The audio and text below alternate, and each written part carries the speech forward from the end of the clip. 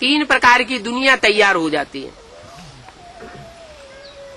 एक तो 500-700 करोड़ की जो दुनिया है, और उस दुनिया के जो धर्म गुरु और राजनेताएं हैं, वो तो सारी दुनिया की नजरों में है ही। लेकिन दादा लेखराज ब्रह्मा के द्वारा जो दुनिया तैयार की गई 33 वर्षों में, वो आधारमूर्त दुनिया भी कोई कम नहीं है। वो भी फाउंडेशन बड़ा तगड़ा है। लेकिन क्योंकि वो विधर्मियों के प्रभाव में आ गए,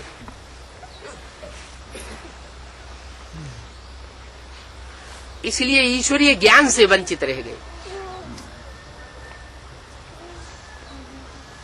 उनकी बुद्धि विदेशियों से प्रभावित हो गई। जैसे लोग घर परिवार में आज की दुनिया में माताएं अपने बच्चों से प्रभावित हो जाती हैं,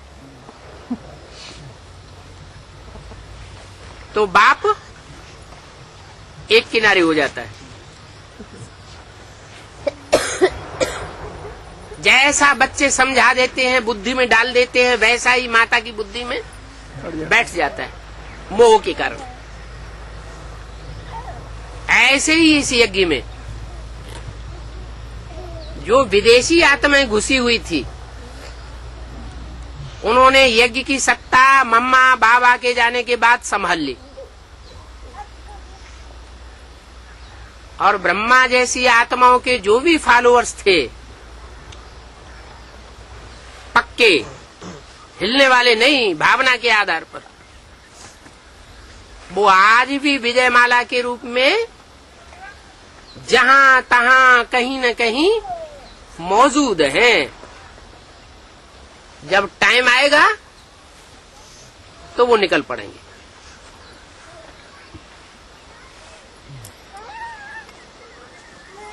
उनमें पवित्रता की पावर है। जैसे ब्रह्मा सरस्वती में पवित्रता की पावर थी, ऐसे ही वो पक्के ब्रह्मचारी हैं, लेकिन ज्ञान बुद्धि में नहीं है। एक हिसाब से जैसे परिवार में कन्याएं होती हैं माता को फॉलो करने वाली, और कुमार होते हैं बाप को फॉलो करने वाले, ऐसे ही सब ब्राह्मणों की दुनिया में भी हुआ। जो कन्या के स्वभाव संस्कार वाली आत्माएं हैं और पक्की सच्ची भावनावादी आत्माएं हैं, पक्का ब्रह्मा को फॉलो करने वाले ब्रह्मचारी हैं, ब्राह्मण हैं, पवित्रता को आचरण करने वाले हैं, चाहे वो पुरुष चोले में है चाहे स्त्री चोले में है, लेकिन यज्ञ में अभी भी सहन कर रहे हैं।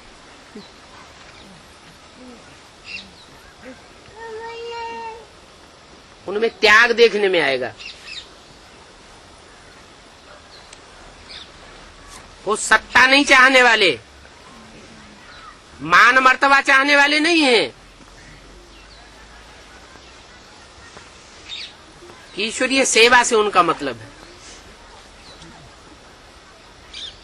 और सेवा में सफलता वो जितनी दिखाते हैं,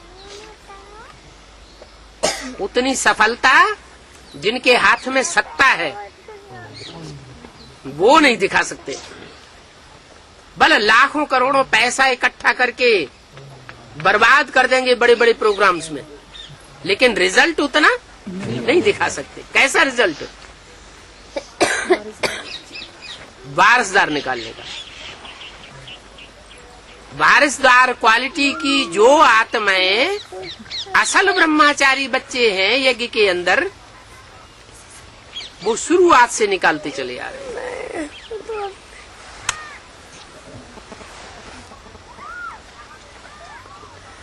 उनको अभी ज्ञान का तंत्र नहीं मिला है,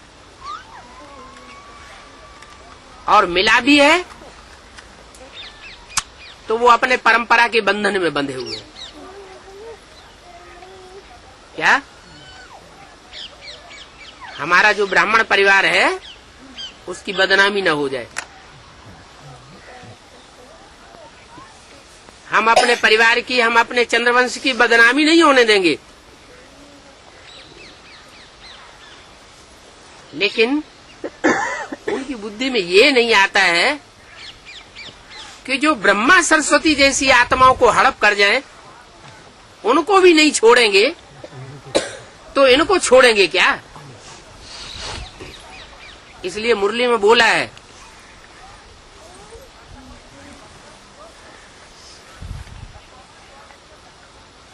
ऐसा भी अंत में होगा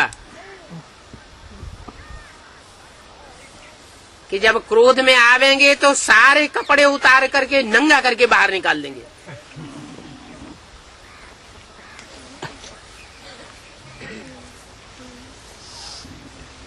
उनकी बुद्धि में ये नहीं आएगा कि इन्होंने कैसी श्रेष्ठ सेवा की है।